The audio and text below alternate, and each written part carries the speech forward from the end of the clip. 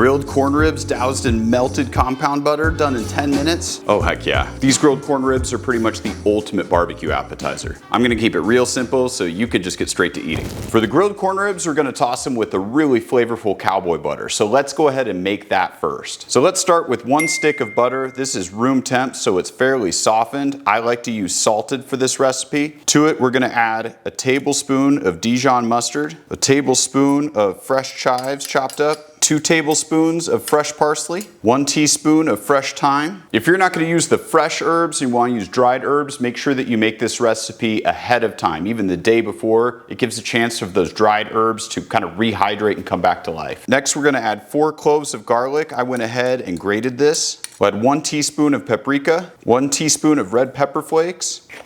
Then I'm gonna add the juice of half of a lemon. The lemon kind of ties everything together, especially with that acid. I do recommend at least adding some cayenne if you don't add some hot sauce. Now I'm just gonna grab a fork and mash it.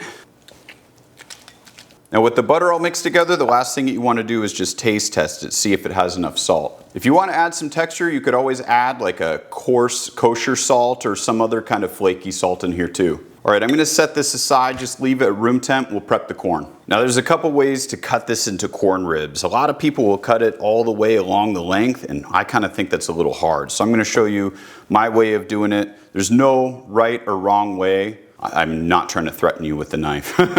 Although that does bring me to a point. You're gonna want a very heavy knife for this so that it can kind of sink into the corn. Using a really thin knife, like some kind of Japanese blade, might not work as well for this. So what I like to do to cut it into manageable pieces is cut it into half first. I like to roll around the cob first and then cut down into it. From here I find it's best just to get it in a little bit and press down on either side of the blade.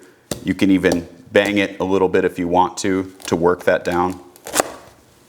Then I like to take the flat side, put it on the cutting board. That way you're not piercing an unnecessary amount of kernels, and finish it off.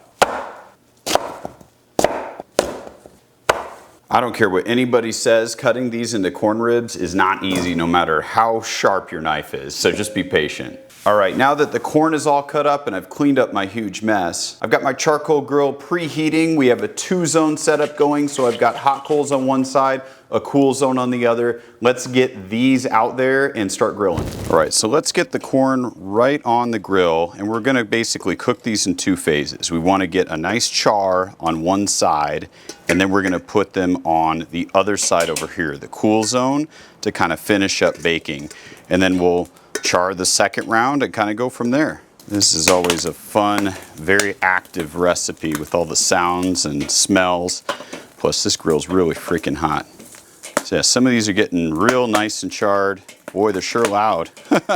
Here's where you need to kind of use your judgment. If it's not toasted all the way, just keep it right on top of the coals, keep it going. It only takes just a few minutes before most of these will get nice and dark. For the corn that's already nice and charred, go ahead and move that onto the cool side. We're gonna finish basically like baking these the rest of the way. Almost forgot. So that we've charred all the corn, we're gonna let it cook on this side, covered with the vent open slightly, just for about 5 minutes. Once the corn's ready to come off, I added it into a big bowl with about 2/3 of the butter. From here, I'm just gonna go ahead and gently, hopefully not spill any of the corn, toss it around, get everything nice and buttered, and we'll do a little taste test. I really hope you guys make this recipe because this smells incredible. That hot compound butter with the garlic, all the herbs, and then the charred corn, it's so good.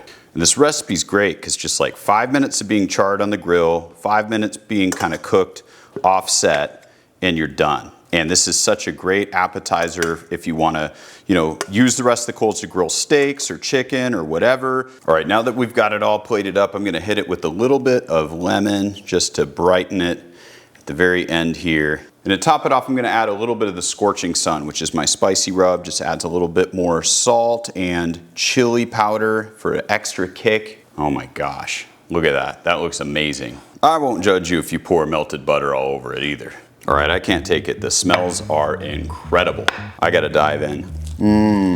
It's so tender, and I love that wood-fired flavor that you get from grilling. One of the biggest questions I get asked is, do I need to season the corn before it goes onto the grill? I don't think it's necessary at all. When you toss it in the compound butter, it seeps into all those nooks and crannies. Trust me, every bite's gonna be super flavorful. Anyway, I hope you guys find that this recipe is helpful and super tasty. We'll see you guys next time. Cheers.